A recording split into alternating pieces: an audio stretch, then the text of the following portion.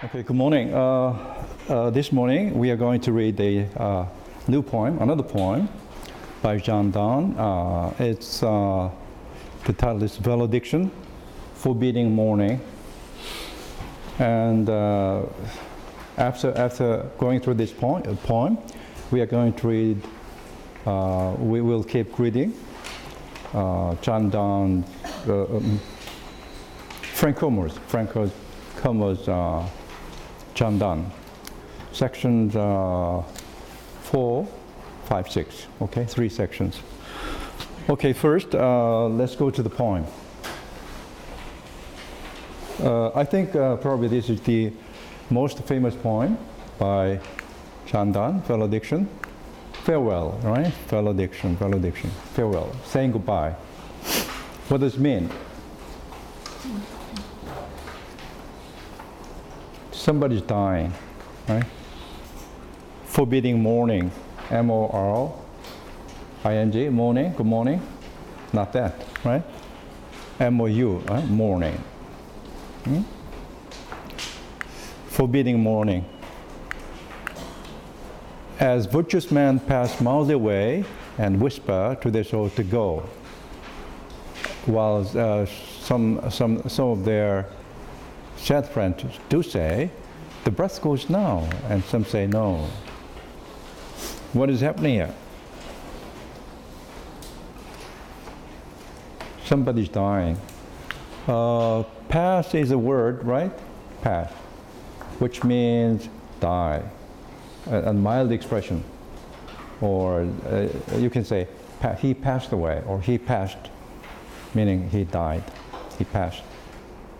Pass away or pass. Some virtuous man pass mild away, and as some virtuous man pass mild away, so M-E-N, what does it mean? He is talking about the general situation. People die, right? When virtuous people, okay, and whisper to their souls to go, some virtuous men say to themselves, oh, I'm dying. Please, let us go. Let my soul go away. Right? He's saying to his soul. Right? While some of their sad friends do say, the breath goes now, and some say no. So, how many lines are there here? 4 lines, right? 4 lines. And let's see. Oops. All of them, 4 lines, right? Each stanza has 4 lines.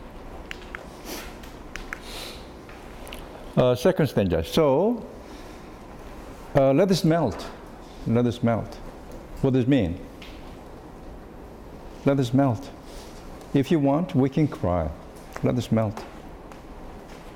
Let us melt. And make no noise. Here, what do you see? Melt, make sound M. The first letter same. What does it call? What do we call it? Alliteration, right?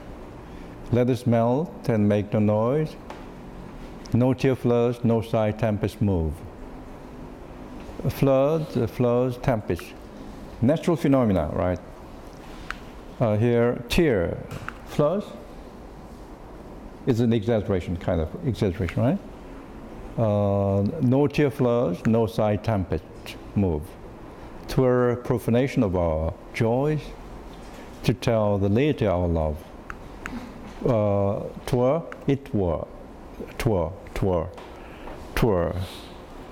So, what does it mean here?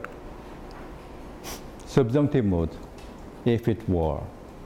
If it were, right? 'Twere profanation of profanation, profanity, profanation, trepidation, element, John Donne is very brave, right? He coined new word. Element is a noun. He changed it to a verb. Right? Elemented it. Shakespeare used father, mother, father as a verb. He changed it. Right? So, profanation, profanity. It would be profanation of our joy to tell the laity of love. Laity, ordinary people, laity. To tell the laity of our love, it would be profanation of our joys.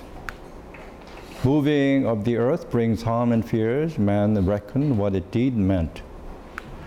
Moving of the earth, what does it mean? Moving of the earth? Earthquake, right? Moving of the earth brings harms and fears. Moving of the earth, right? Trepidation of spheres, what does it mean?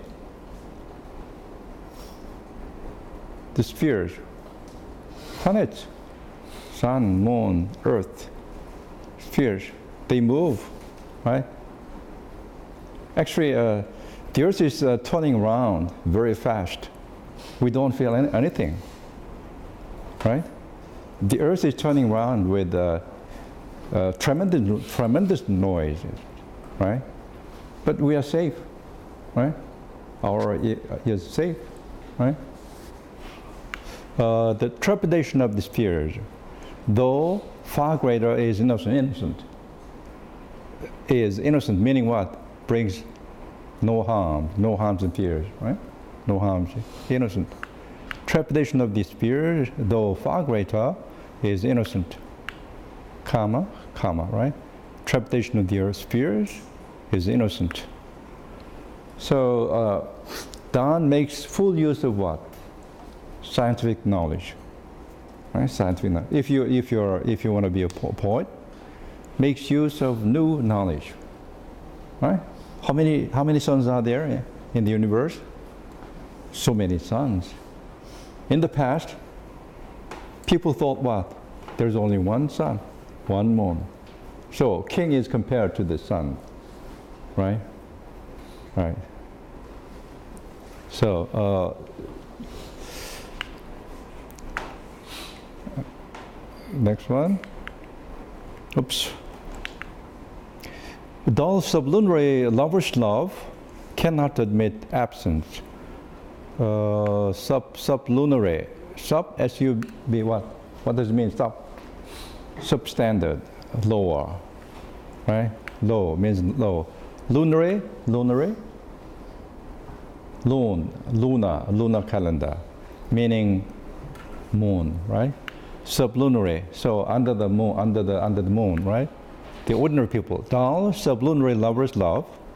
Here again, L begins with L. Lover's love. Dull sublunary lover's love. What kind of love is it? Ordinary people, the love of people, right? Sublunary lover's love cannot admit absence. Whose soul is sense? Their soul is sense. Sensation, sense, right? Actually, ordinary people, right, feel sense, sensual, right? You feel something if you right? So that's physical love, right? Actually, it's ironical. John Donne made fun of what? Platonic love. Platonic love. Here, dull sublunary lover's love cannot admit absence. He's praising what? Platonic love here, right? So, dull sublunary lover's love cannot admit absence. Can you? Right? We say seeing is believing, right? Seeing is believing, right? When two lovers are apart, what happens? it tends to fall apart, right? But their love is what? Perfect. So they are away from each other. Okay, let's see what happens. Because it doth remove those things which elemented it. It doth, it is a pronoun. It refers to what? Love is love, right? Love. Doth remove those things which elemented it. Elemented, it refers to what? Perfect love, right? Let's see, next. But we, by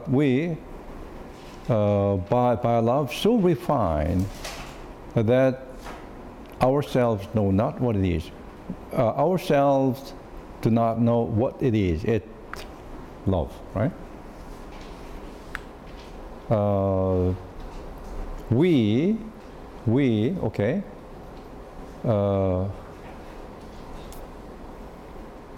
By love refined,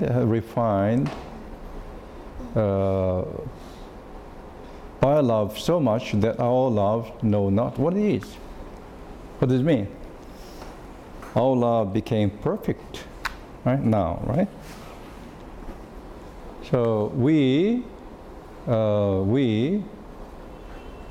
being assured, inter-assured of a mind, right? We care less. Okay, we care less. We being refined, right? We, okay, there is inversion here. We here being refined by a love so much that right? So refined so much that our loves know not what it is.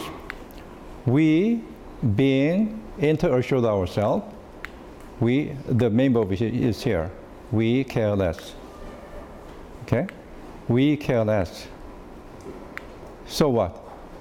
We care less what? Care less to miss, right? We care to miss less. What? Miss what? Miss is a transitive verb. The object is eyes, lips, hands. Okay? We care to miss eyes, lips, hands less. Do you understand? We are so refined. Our love is so refined that we don't know what it is, and we care less. We care to miss less. The hands, lips, eyes. But ordinary people want. You have to look at each other, right? Your lover must be near you, to touch, to see, to hold hands, right? But they are so refined, they don't have to be that. Okay, it's quite interesting, right? Okay. Our two souls, therefore, our two souls, which are one, though I must go, our two souls endure not yet a break. Okay? We don't feel any break, right? But an expression, okay.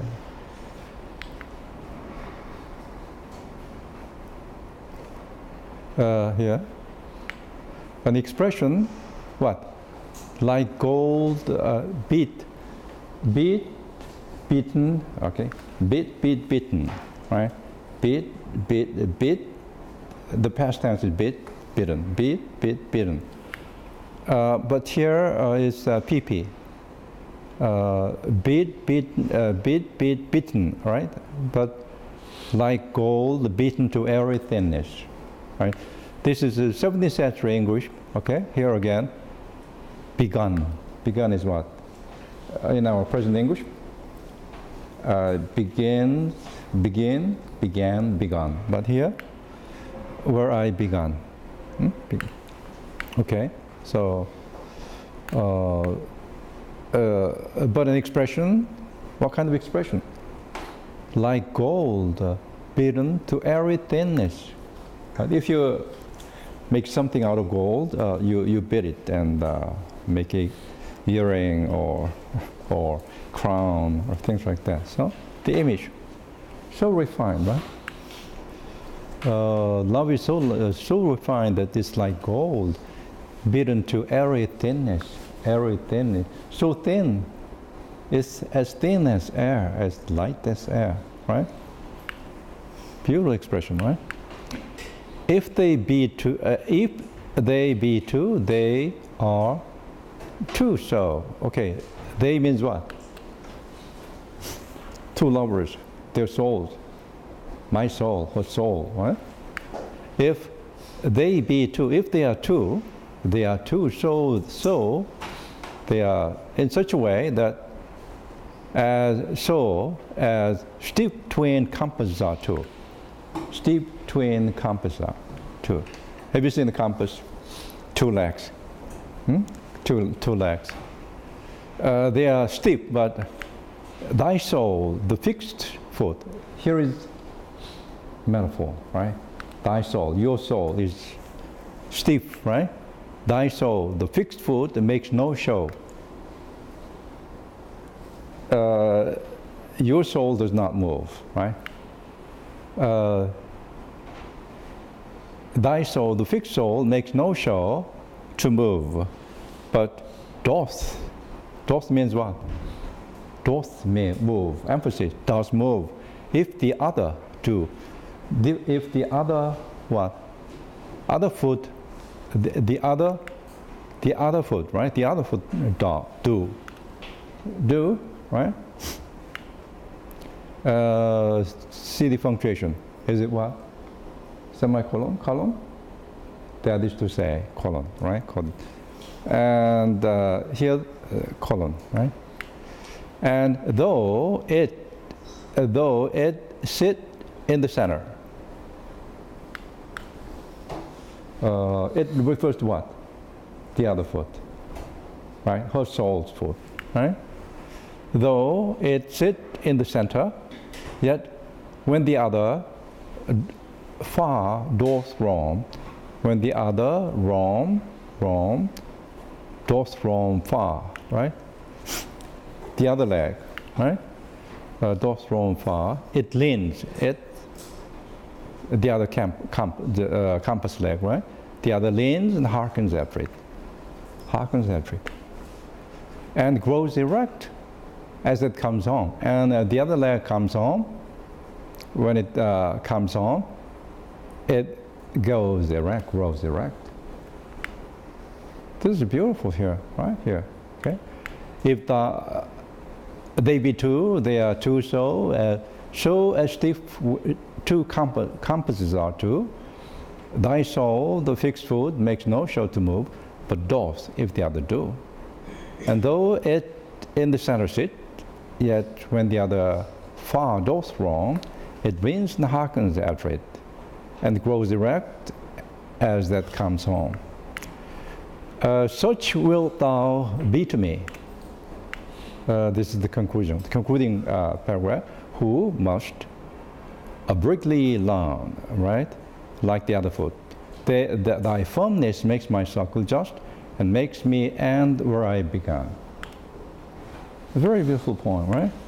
Okay. The whole poem goes like this. A valediction, forbidding mourning. As virtuous men pass mildly away and whisper to their soul to go, while some of their sad friends do say, the breath goes now, and some say no. So let us melt and make no noise, no tear flows, no sigh tempest move. 'Twere a profanation of our joys to tell the laity our love. This is Shakespearean echo, Shakespearean love. So it's an emphasis, right? If it were a profane love, people will cry, but here our love is so refined, you don't have to cry, right? Here, right?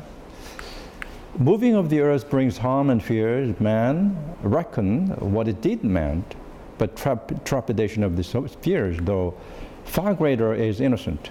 Dull sublunary lover's love, whose soul is sense, cannot admit absence, because it doth remove those things which elemented it. But we, by a love so much refined that ourselves know not what it is, enter assured of the mind, careless, lips, eyes, lips, and hands to miss. Our soul, therefore, which are one, though I must go, endure not yet a break, but an expression, like gold to every thinnest bit. If they be two, they are two so as deep twin compasses are two. Thy soul, the fixed foot, makes no show to move, but doth if the other do. And though it in the center sit, yet when the other far doth roam, it reins and hearkens after it, and grows erect, as that comes home. Such wilt thou be to me, who must, like the other foot, obliquely run. Thy firmness makes my circle just, makes me end where I begun. Okay, do you like the poem? Okay, okay, you are going to write an essay about it. Think about it, okay? And we will go to the essay by Frank Kermode. The essay title was what? Donne. And sections 4, 5, 6. 3 sections, okay? Okay, you got the handout?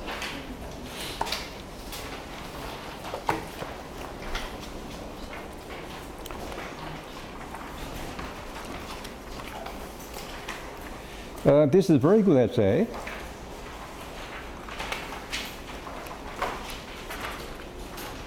Well written, and you can take a lot if you read it carefully. Section 4, page 123. It is for this reason that the old emphasis on the medieval quality of Donne's thought, though in need of qualification, is more to the point than the more recent stress on his modernity.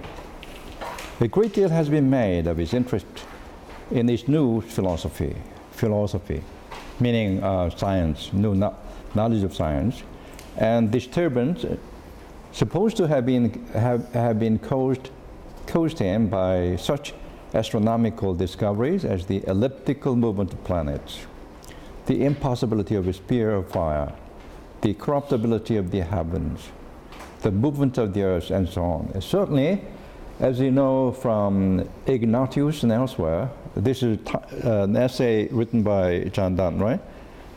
Is proper name of a person. Ignatius, Ignatian, right? Ignites, right?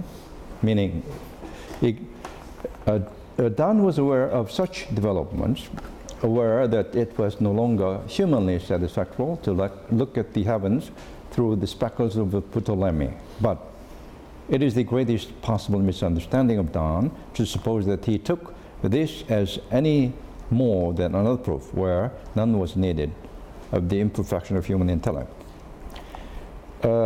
Mutability changes, reached higher towards heaven than one had thought. But this only shows how unreliable human knowledge must always be. Ignatius, Donne does not recount the new discoveries for their own sake, but only as part of the sneering. Okay, I'll skip. Kepler called this impudent, not flattering. When the devil sees that he can find no worthy place in hell for Ignatius, he decides to get Galileo to draw down the moon, an easy matter for one who had already got close enough to see its imperfection, so that the Jesuits can get onto it. They will easily unite and reconcile lunatic church to the Lumain church, and hell will grow in the moon for Ignatius to rule over. Sometimes he uses new philosophy more seriously to illustrate some moral or theological assertion. The new astronomy, for example, is applicable well because it is right that we should move towards God, not He to us. Or the Romanists like Copernicanism, it has carried Earth farther up from the stupid center, but carried heaven far higher. When he wants, for the sake of some argument, to disapprove the spear of fire, he does not use the new scientific argument from optics, but the old-fashioned opinion of Cardan. God could not make an element in which nothing could live. In serious mood, he often forgets that the earth moves. But the earth is not the more constant because it lies still continually, right? So his knowledge is imperfect, right? Or it is a wonderful thing that so vast demands a body as the sun should run so many miles in minutes. The famous passage in the first anniversary of our skip is merely a part of the demonstration of the frailty and decay of this whole world mentioned in the title of the poem. The theme reinforced by many illustrations taken from a wide variety of subjects, including the oldest philosophy. And this is Donne's Donne's way with new or old knowledge, meaning a knowledge of science and a knowledge of religion. It would be very unlike him to be much affected by the new philosophy if there would be any addition to knowledge. He says in the sermon of 1626, it is rather new knowledge than a greater knowledge. For if you know as much as Socrates, you know nothing. And St. Paul found that to be all knowledge to know Christ. There's always an antithesis in Donne between natural divine knowledge, the first sure and exact, the second clear and sure. So what? He has confidence in religion, the knowledge of religion, right? New knowledge belongs to the first class. What we really know is what is revealed. Later we shall know in full. Okay, I'll skip. Section 7. A mind habituated to such discriminations between the light of nature and light from above. What does it mean? Natural and religious. Okay. From above, from the fountain of light, as Milton calls it, may, in some spheres of knowledge, earn the epithet, skeptical. Donne deserted the church, which, as he and Hooker agreed, had mistaken mere custom for law. Liberated from the tyranny of custom, he turns, in this erotic poetry, a professionally disenchanted eye on a conventional human behavior. We may speak confidently of a libertine or naturally Donne, only if we use the terms as applying to literature and thought rather than to life. But it remains true that the songs and sonnets, the first book of poems, the songs and sonnets are often, though without this shocking coolness, akin to the franker pronouncements of Montaigne. Consider, for example, his essay upon some verses of Virgil, where he professes his contempt for artized love. He prefers the thing itself, and in accordance with his preference, argues that amorous poetry also should be natural, colloquial, not so much innovating as filling language with more forcible and diverse services, wrestling, spraining, enfolding it, teaching it unwanted notions. So this is down to the life. Whoever loves, if he do not propose the right true end of love, is one who goes to sea for nothing but to make him sick. Donne openly despises the ritual and in direction of platonic love. This is the ordinary, the usual Donne. Okay. He will follow nature and pluck his rose, or roses, for love's sweetest part is variety. The enemies of nature are such fictions as honor. In the good old times, before custom dominated humanity, things were very different. See love's deity and elegy. 17. Okay, I'll skip the poem. We're going to read the poem. This is the sense in which Donne often celebrates the passion of love as immediate, natural, but constricted by social absurdities. Right? Now you have the idea of John Donne's love, concept of love. Love's not so pure and abstract, as they used to say, which have no mistress but their muse.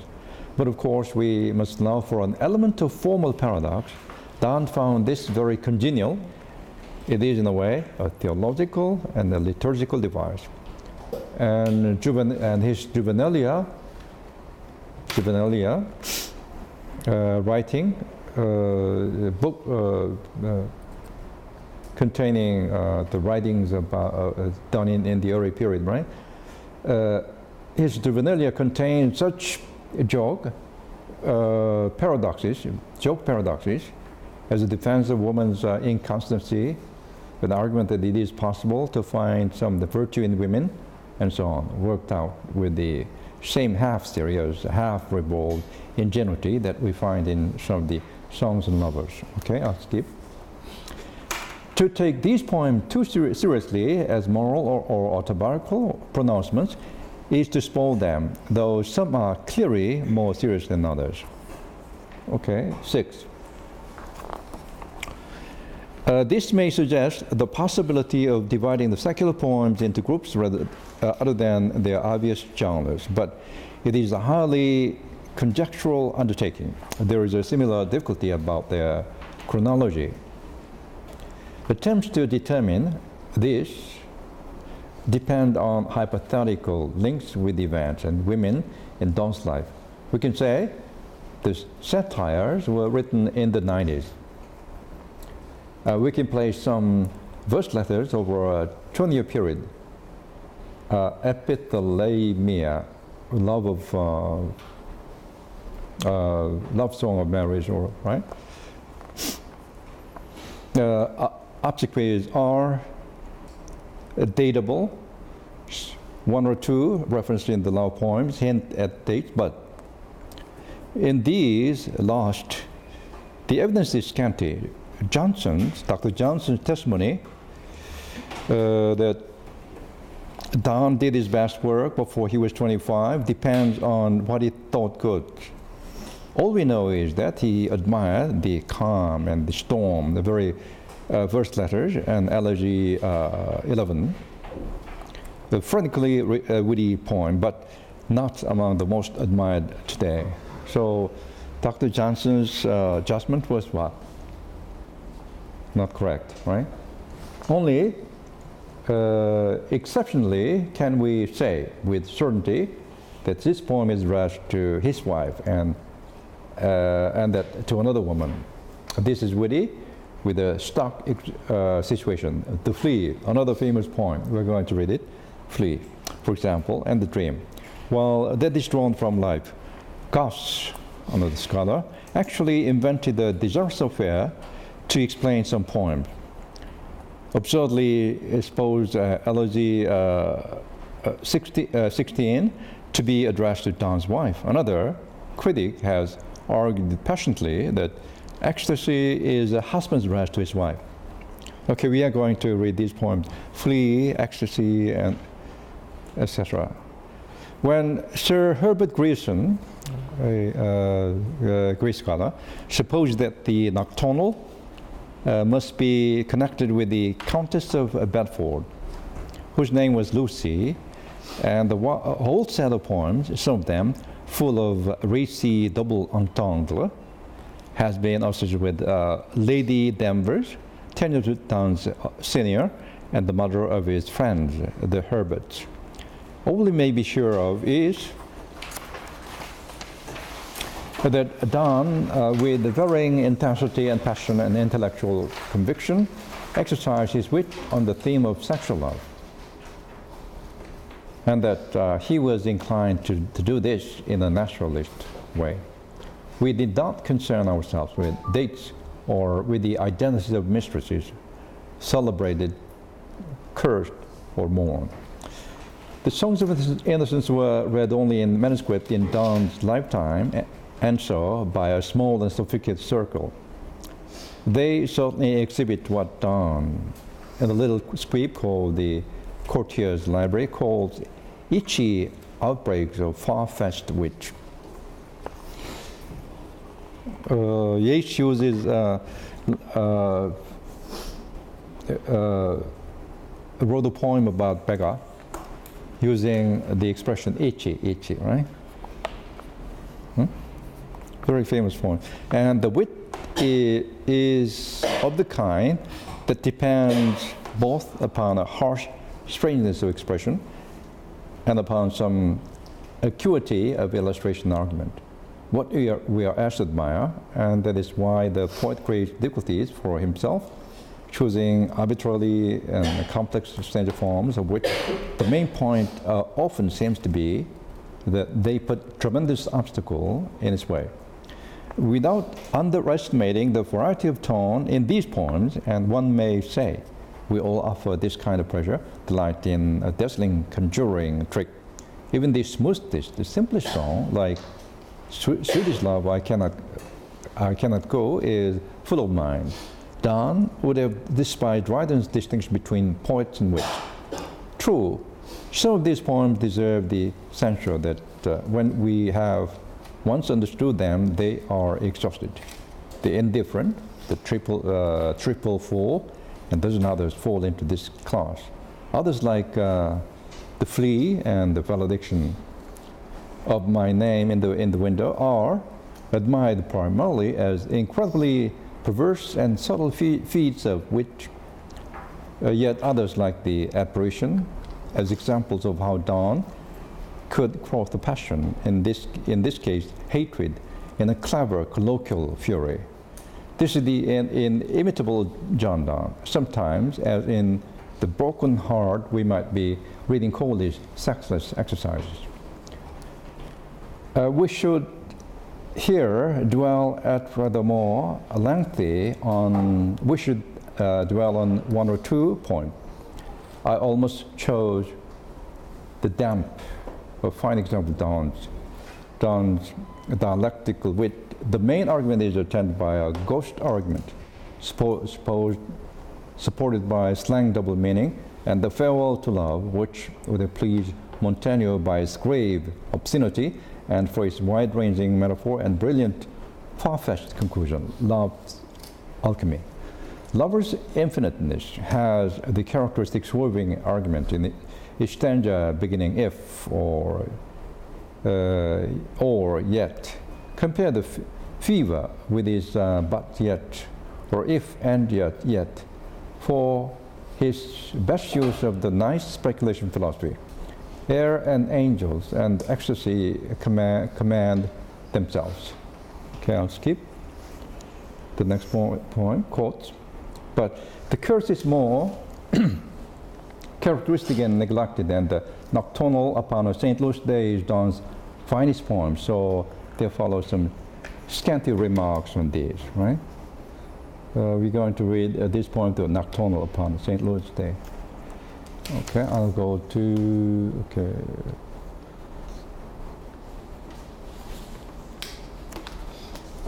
Page 130. Second paragraph. This last is true fortiori of the Nocturnal, which has the additional interest of involving some of his best known intellectual, his known intellectual problems and convictions. The imagery is predominantly alchemical. The argument goes in search of a definition of absolute nothingness. Yet, the cause of the poem is grief at the death of a mistress. This is the most solemn and most difficult of Donne's poems. Superficially slow in movement, but with a contrapuntal velocity of thought. It begins as a meditation on the Virgil of his saints. St. Louis Day is chosen because it is that day of the year, as midnight is the dead hour of the day. Okay, I'll skip.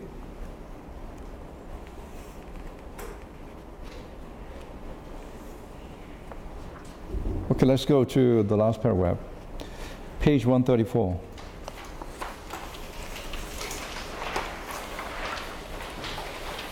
This matter of blasphemous allusion comes to a head in the two anniversaries written for Sir Robert Rowley on the death of his daughter Elizabeth and published in 1611 and 1612.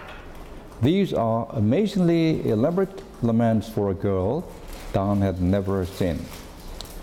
The first he called the Anatomy of the World, announcing in its full title that the death of Elizabeth Rowley is the occasion for observations on the frailty and decay of the whole world. Right?